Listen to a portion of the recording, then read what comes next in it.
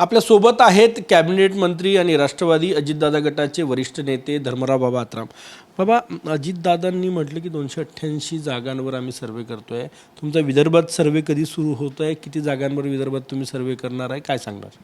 नाही, आमचं काम राष्ट्रवादी काँग्रेसचा सुरू झालेलं आहे. जवळजवळ 288 जागावर आपण सगळं सर्वे सुरू झालेलं आहे आणि त्या दृष्टीने आम्ही चर्चा करतासुद्धा बसलो होतो. तर कुठेतरी आम्ही जवळजवळ 60-62 जागा आपल्या विदर्भामध्ये आहेत, त्यापैकी आपल्याला लढायचं आहे. तर त्याच्यामध्ये किती जागा आपण लढलं पाहिजे, तर आमचं वेगवेगळं मत आहेत. आमचे नेते प्रफुल्लभाईंनीसुद्धा सांगितलं की आपण कमीत कमी 15 ते 20 जागा आपण लढलं पाहिजे. तर त्या दृष्टिकोनातून त्या 15 ते 20 जागा आम्ही बघत आहोत. या विदर्भामध्ये आपल्याला कसं काय लढता येईल, कोणता जागा आपल्याला 100% रिझल्ट आला पाहिजे, जेणेकरून आपल्याला महायुतीचं टार्गेट वाढण्याच्या दृष्टिकोनातून आपण कामं निवडून आलं पाहिजे, या दृष्टिकोनातून आमचा प्रयत्न आहे. विदर्भात 62 विधानसभेच्या जागा आहे. या जागांवरही तुम्ही सर्वे आणि चाचपणी सुरू केलेली आहे का? ओएसिस फर्टिलिटीच्या तज्ज्ञांनी IVF उपचार पद्धतीद्वारे 1 लाखांहून अधिक जोडप्यांना मातृत्व प्राप्तीचा आनंद दिला आहे. मोफत अपॉइंटमेंट बुक करण्यासाठी आजच संपर्क साधा. हो, ह्याच्यामध्ये आम्ही जागा तर 20 जागा आम्हाला लढायच्या असा प्रकारचं आमचं ठरलेलं आहे. तर जेव्हा आमचं ठरलेलं आहे की 20 जागा आपल्याला मिळायला पाहिजे, परंतु महायुतीने बसून आपल्याला किती जागा देतात, त्याच्यापैकी समजा 20 जागा आपण मागणी करत आहोत, त्यापैकी 100% रिझल्ट देणारा जे समजा 15 जागा असतील तर 15 जागा आम्ही घेऊ आणि महायुतीला तितकं जागा निवडून आणण्याची जबाबदारी आम्ही त्या संबंधित नेत्यावर टाकू. आम्ही तयारी कशी सुरू आहे? नुकतेच अजितदादा यांनी विदर्भातल्या काही प्रमुख पदाधिकाऱ्यांसोबत चर्चासुद्धा केलेली आहे. काय सांगणार? हे चर्चा वगैरे आमचं सगळं सुरू आहे. दर मंगळवारी आमचा बैठक होत असतो आणि सगळे नेते असतात आणि तिथे चर्चा वगैरे होत असतो आणि वेगवेगळं आमचं 2-3 मीटिंगसुद्धा झाले आणि आमचं जे रॅलीसुद्धा बारामतीपासून सुरू झालेलं आहे. आता पुढच्या रॅली आता विदर्भात होईल. म्हणजे सगळं आता सगळ्यामध्ये आता एक प्रकारचा बजेट दादाने दिल्यानंतर महिलांकरता जे भव्य घोषणा झालेला आहे, त्याचासुद्धा फार मोठ्या प्रमाणामध्ये चांगला महिलांमध्ये उत्साह आहे. मुलींना मोफत शिक्षण, ते सुद्धा फार मोठा उत्साह निर्माण झालेला आहे. एक चांगलं लोकांच्या हिताचं बजेट दादाने दिल्यानंतर आता लोकांचा कळ जे मागच्या वेळी होता लोकसभेला, ते कळ आता 100% बदललेलं आहे आणि त्या दृष्टीने लोक आता महायुतीच्या पाठीमागे उभं राहतील. महाराष्ट्रात किती जागा लढण्याची तयारी आहे महायुतीमध्ये? महायुतीमध्ये आमचा टार्गेट 80 जागा आम्हाला मिळायला पाहिजे अशा प्रकारचा आमचे नेते लोकांनीसुद्धा आपल्या पत्रकार परिषदेमध्ये बोललेलं आहे. तर 80 जागा आम्हाला मिळाला तर 80 जागाचा रिझल्ट आपल्याला देता येईल अशा प्रकारचा सर्वांनी प्रयत्न केला. तर सगळं एक पार्टी म्हणून राष्ट्रवादी काँग्रेसचे सगळे सक्षम आहेत, उमेदवार सक्षम आहेत. पक्ष म्हणून ते 80 जागा काढायला आपल्याला कोणत्याच प्रकारच्या अडचणी येणार नाही. लोकसभेच्या निकालानंतर एक चर्चा सुरू झाली होती की अजितदादाचे जे आमदार आहेत ते शरद पवार यांच्याकडे परत जातील. बऱ्याच ठिकाणी वक्तव्य आले पवार गटाकडनं. पहा, आता नुकताच विधान परिषदच्या निवडणूक झाले. आमच्याकडे 39 होते. 39चे 2 आमचे सहकारी धरलं तर अपक्ष म्हणजे 41 झाले. आता आम्हाला मतदान झाले 47, म्हणजे 6 सीट वाढले. तर 6 सीट आता कोणाकोणाचे आमच्याकडे आले हे तुम्ही आता विचार केला पाहिजे. प्रश्नचिन्ह आहे ते. कोणाचे?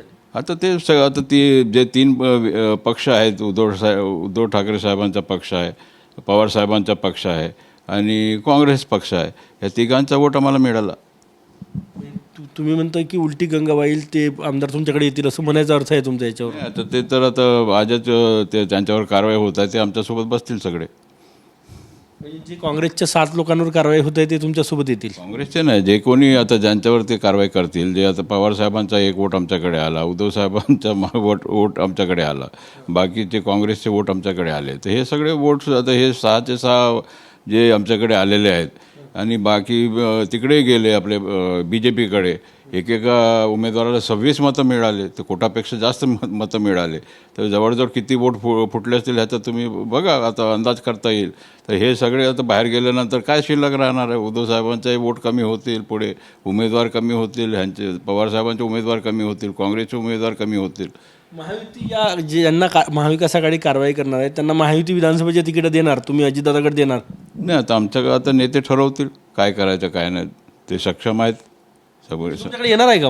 आमच्याकडे आता जे आता ते पक्षातून काढल्यानंतर ते आमच्याकडे येतीलच, सवालच नाही. आणखीन जे येणारे वेटिंग लिस्टवर आहेत, हे जे सांगतात की आमच्याकडे येतील म्हणून, असं काही नाही आहे. ते सगळे 3ही पक्षाचे लोक आमच्याकडे येऊ शकतात सन्मान्य सदस्य. विधानसभेची तयारी विदर्भात तुमच्यावर जबाबदारी आहे. तुम्ही कशी तयारी करताय, कशी चाचपणी करताय?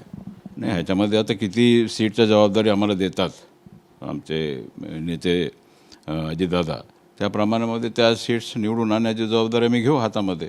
आणि तितका कॅपॅसिटी आपल्यामध्ये आहे, फिरण्याची कॅपॅसिटी आहे, लोकांना आम्ही आकर्षित करू शकतो, तितकं मतदान करून घेऊ शकतो, अशा प्रकारचं ताकद माझ्यामध्ये आजसुद्धा आहे. त्या दृष्टीने आम्ही जबाबदारी दिल्यानंतर आम्ही सीट जरूर काढू. शेवटचा प्रश्न, विदर्भातल्या किती जिल्ह्यांमध्ये तुम्ही जी 15-20 जागांची मागणी केली, किती जिल्ह्यात, मग 11 पैकी किती जिल्ह्यात जागा तुम्ही मागणार?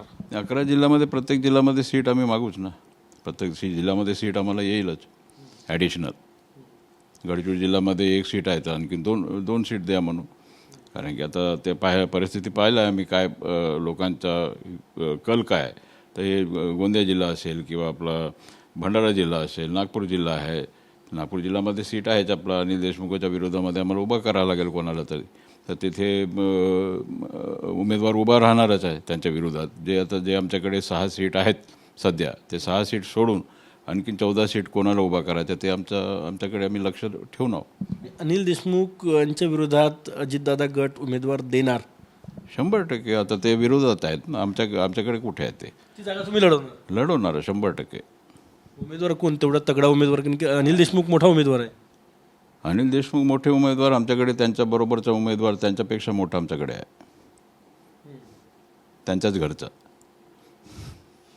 त्यांच्याच कुटुंबातला, त्यांच्याच घरचा. सलील देशमुखांकडे तुमचा रोष आहे की आशिष देशमुखांकडे आहे? दोनच घरचे उमेदवार आहे त्यांच्या. ते कुटुंब, त्यांचे नातेवाईक असं आहेत उमेदवार, सक्षम उमेदवार आहेत, त्यांच्यापेक्षा जास्त मजबूत सगळ्या दृष्टीने कामधाम. दादांची त्यांची झालं सगळ्यांच्या भेटी आता करावंच लागेल ना. आता वेळ कुठे आहे? आता सप्टेंबरमध्ये तर आचारसंहिता, आता 1 महिना आता हे तर संपतच आहे. 15 आपण पार झालो, आता आज 17 तारीख आहे.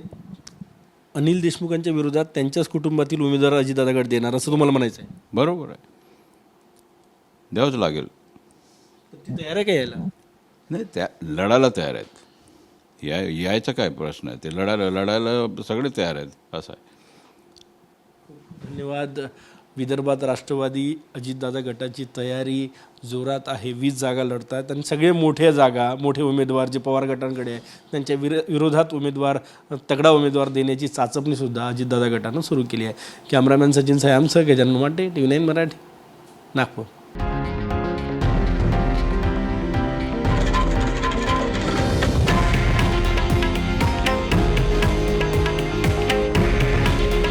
हे आहे देशातील नंबर 1 न्यूज नेटवर्क आणि आपण पाहत आहात TV9 मराठी.